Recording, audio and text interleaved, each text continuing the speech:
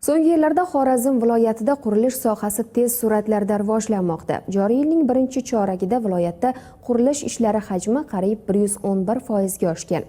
Bunda xorijiy investitsiyalar, mahalliy tadbirkorlar faolligi hamda hududiy sanoat zonalaridagi yangi loyihalar ham muhim rol o'ynamoqda. Mavzuni muxbirimiz davom ettiradi.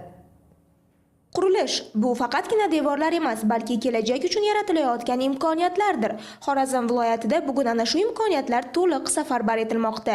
Jumladan, tijorat markazlari, biznes inkubatorlar, mehmonxonalar va sanoat zonalari buning yaqqol misolidir.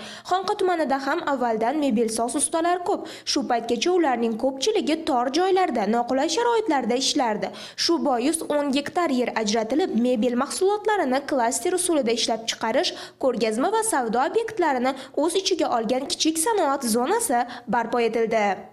Ushbu 10 gektar yer maydonini bosh rejasi ishlab chiqilib, 61 ta obyekt joylashtirildi. Shu 61 ta obyektning 5 tasi showroom binolari hisoblanadi, 56 tasida ishlab chiqarish obyektlari hisoblanadi. Elektr ta'minotini yaxshilash uchun bitta podstansiya, nim stansiya ham qurib foydalanishga topshirildi. Tadbirkorlarga imkoniyat yaratish uchun barcha infratuzilma obyektlari, yo'llar, ichimlik suvlari, aloqa tarmoqlari, elektr tarmoqlari davlatimiz tomonidan amalga oshirib berildi.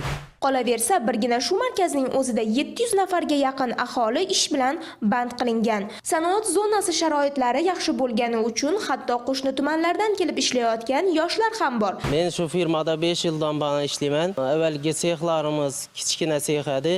Hozirgi sexlarimiz katta, yangi stanoklar olib kelindi. Sexlarimiz katta bo'lgani mebellarni sifatli va tez ishlashina imkon beradi. Bundan tashqari Xonqa tumanida davlat xususiy sheriklik asosida ko'plab ijtimoiy obyektlar, maktablar, bolalar bog'chalari, shifoxonalar va sport inshootlari qurilishi yo'lga qo'yilgan. Bu esa hududda qurilish sohasining iqtisodiyotdagi ulushini yanada oshirmoqda. Shahnoza Qalandarova, Malik Kengasov, Xorazmdan.